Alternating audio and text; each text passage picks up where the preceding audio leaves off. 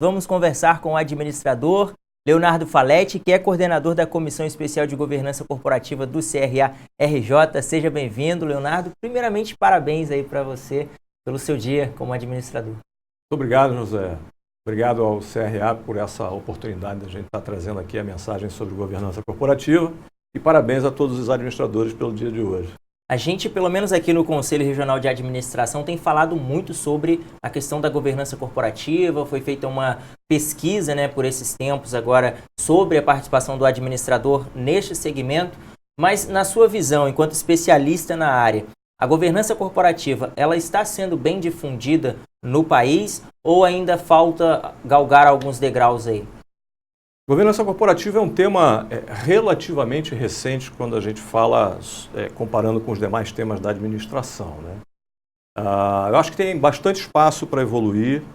Nos últimos anos ela tem conseguido alcançar um público muito maior, ela tem conseguido alcançar uma repercussão maior, mas ainda tem um espaço bom para a gente caminhar. A gente estava brincando ali agora há pouco sobre a questão de família, governança dentro da família. E aí a gente entrou para o tema de empresa familiar. Governança corporativa também vale para essas empresas familiares pequenas também, né? Sim, na verdade, os fundamentos, os princípios básicos da governança valem para qualquer tipo de organização, não apenas empresas, Qualquer organização, na medida em que o papel da governança é compatibilizar os interesses das diversas partes interessadas, ou como se diz no mercado, dos diversos stakeholders. Mas vale muito para a empresa familiar também. Então, se fala muito nessa questão dos stakeholders, e aí alguns estudantes, ou quem está começando agora na administração, até mesmo o público leigo, fica meio boiando ainda nesses termos. Eu queria que o senhor explicasse o que seriam os stakeholders e como eles influenciam dentro da organização. Ok. Stakeholders é um termo utilizado para definir as diversas partes interessadas em uma organização. Então, você considera como stakeholders, por exemplo, o cliente é um stakeholder, os colaboradores, os empregados daquela organização são stakeholders, os sócios também são. E, como eu disse anteriormente, o papel da governança é justamente compatibilizar os interesses dessas diversas partes, fazer com que as relações sejam equilibradas, sejam equânimes e que você consiga obter o melhor resultado possível nessa organização. Num aspecto macro, a gente também poderia colocar a sociedade em geral como um stakeholder e como lidar para equilibrar aí os problemas envolvendo muitas organizações e a sociedade. Tem um dos princípios básicos da governança é a responsabilidade corporativa, que é justamente o princípio mais voltado para lidar com esses stakeholders que não estão tão diretamente ligados à organização. Dependendo do porte da organização, ela pode causar impactos significativos na sociedade. A gente recentemente vem acompanhando uma série de notícias dando conta de impactos ambientais, de impactos que são causados em municípios, às vezes muito pequenos, que dependem de determinadas organizações.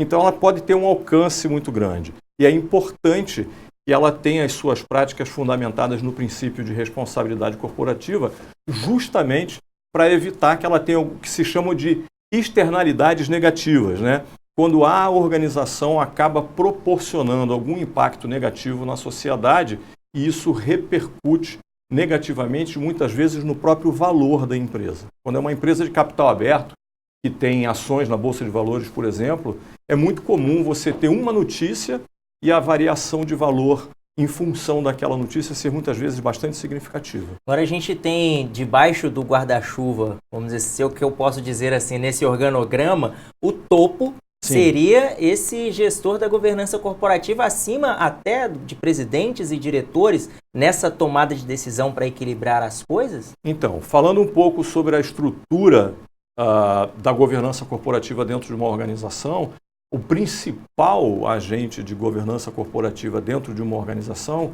é o conselho de administração, principalmente quando você fala de empresas de capital aberto.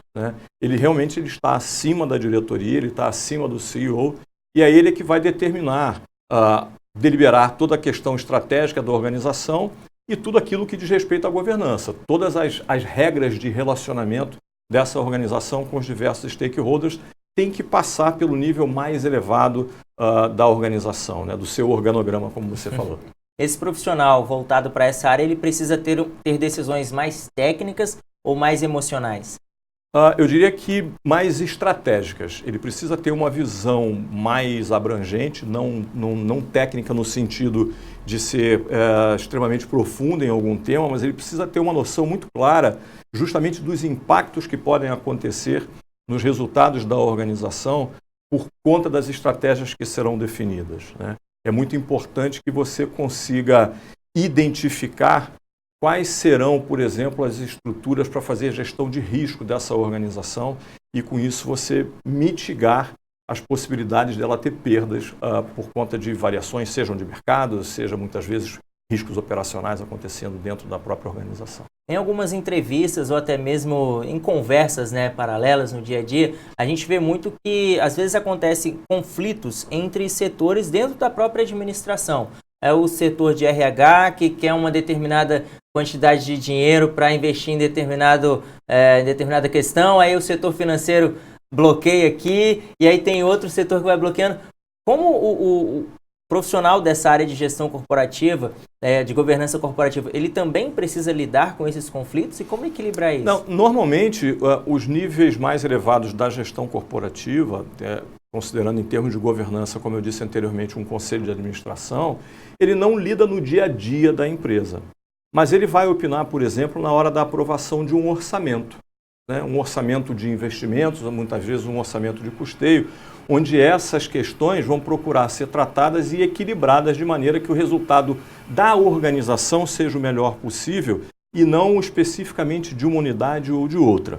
Mas no dia a dia da organização, o Conselho de Administração, assim como a outra estrutura que é muito importante, que é o Conselho Fiscal, não vão se relacionar, não vão lidar com essas questões. Mais ou menos acontece o conflito lá, faz-se a proposta e aí já leva a proposta pronta e aí tem o ok ou não. Né? Exatamente.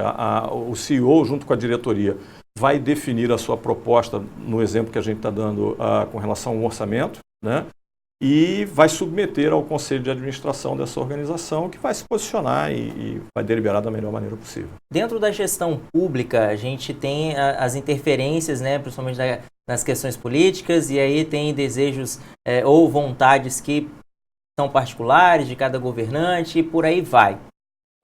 Seria necessário existir um corpo, de repente, nessa área de governança corporativa, ou a representatividade do povo dentro dos congressos, por exemplo, já poderia cumprir esse papel? Como o senhor vislumbra essa questão na tomada de decisões?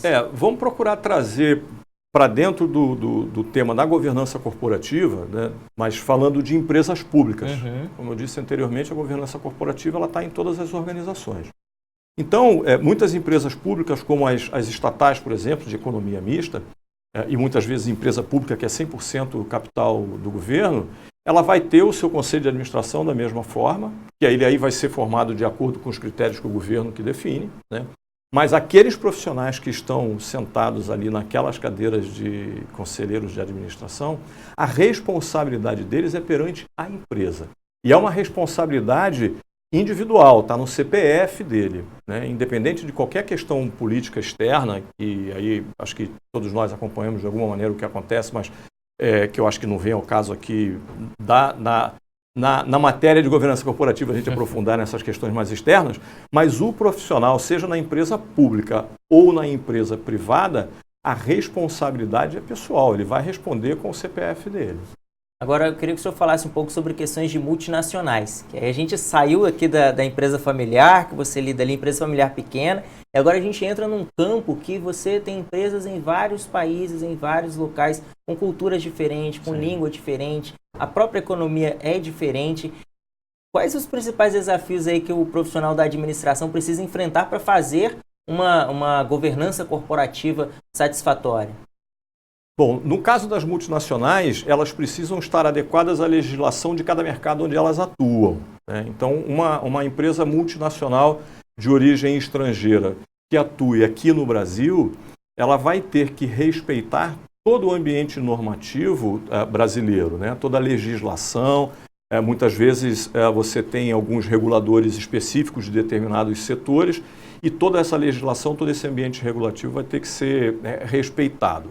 Cabe ao profissional de administração que está numa empresa multinacional e que eventualmente tenha lá seu sonho de amanhã ou depois ele estar numa unidade fora do Brasil, ele tem que se preparar para conhecer o mercado para onde ele pretende ir atuar, né? A atuação de uma organização precisa estar em compliance, que é um outro termo que se utiliza muito quando a gente fala de governança corporativa, que é um termo em inglês, que no fim das contas a gente quer falar aqui de conformidade, a conformidade das ações daquela organização com relação ao ambiente legal, ao ambiente normativo no qual ela está inserida. Então ele precisa conhecer disso para evitar de cometer um ato que não seja legal, que não seja adequado para aquela realidade. Mais uma vez a visão estratégica e mais um desafio ao administrador de saber falar outras línguas, principalmente, né? De preferência além do inglês. Sim, e conhecer a cultura também. Conhecer a cultura também seriam desafios importantes aí para quem pensa em atuar no exterior, sem dúvida nenhuma. Agora, dentro das universidades, a governança corporativa ela tem sido ensinada? O senhor tem visto cadeiras específicas para essa área ou ainda é um desafio? Bom, a gente fez uma pesquisa no ano passado junto a alunos de administração cadastrados, registrados aqui no CRA-RJ, e o que a gente pôde constatar foi que, na grande maioria das instituições, o tema governança corporativa não é tratado de uma forma integral, né? Alguns pequenos fragmentos de informação são oferecidos, mas não uma visão mais abrangente e completa sobre o tema, pelo menos no nível de graduação. Quando a gente vai para nível de pós-graduação, seja MBA, sejam mestrados, você já começa a observar que o tema é tratado de uma forma mais clara e mais profunda. O que até certo ponto faz sentido, né? O profissional de administração, no seu início de carreira, ele normalmente não vai ter acesso a posições que demandem dele essa visão mais estratégica e mais abrangente que vai ser explorada em quem senta numa cadeira de um conselho de administração, por exemplo, né? Mas isso de alguma forma justificaria o fato da gente ter pouca clareza sobre o tema no nível de graduação. Mas a gente, na comissão, tem discutido bastante sobre a importância de trazer essa mensagem para o aluno de administração desde o início da sua formação, para que ele consiga perceber e até se preparar melhor para eventualmente se desenvolver na carreira e ter as suas metas com relação a esses níveis mais estratégicos. Agora, já encerrando a nossa entrevista, fica aqui uma provocação, uma pergunta, uma provocação também para o senhor, para os profissionais da administração. É que a gente sempre ouve que, às vezes, o administrador ele precisa conhecer um pouco de todas as coisas. Para a governança corporativa, mudaria essa questão? Ele deveria conhecer muito de todas as coisas para não passar por fraude ou não deixar que aconteça algo errado? Eu acho que a gente pode dizer que sim, né? Quando a gente fala de governança e quando a gente fala da atuação nos níveis estratégicos de uma organização, você acaba tendo que conhecer bastante sobre diversos temas.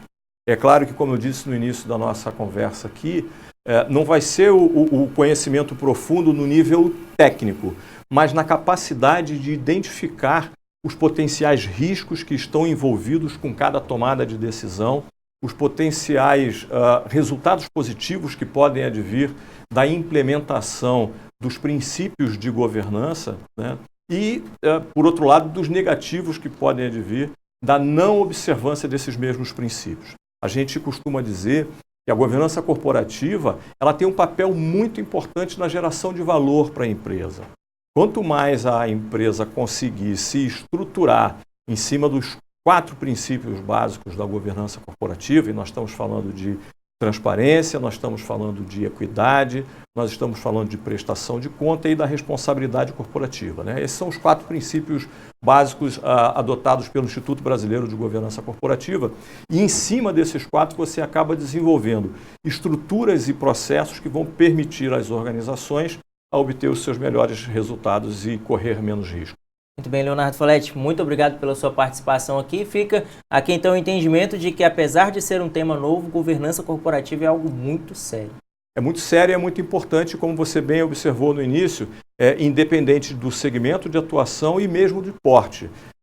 Rapidamente, no ano passado eu participei de um evento e fiquei bastante surpreso em ver que o tema governança corporativa estava sendo levado, por exemplo, para um ambiente de startups. né? Então, assim, é muito importante você, desde o início da organização, começar a gerenciar bem as relações entre as diversas partes interessadas para a gente usar o idioma português. Muito bem, muito obrigado, Foletti. Obrigado a você.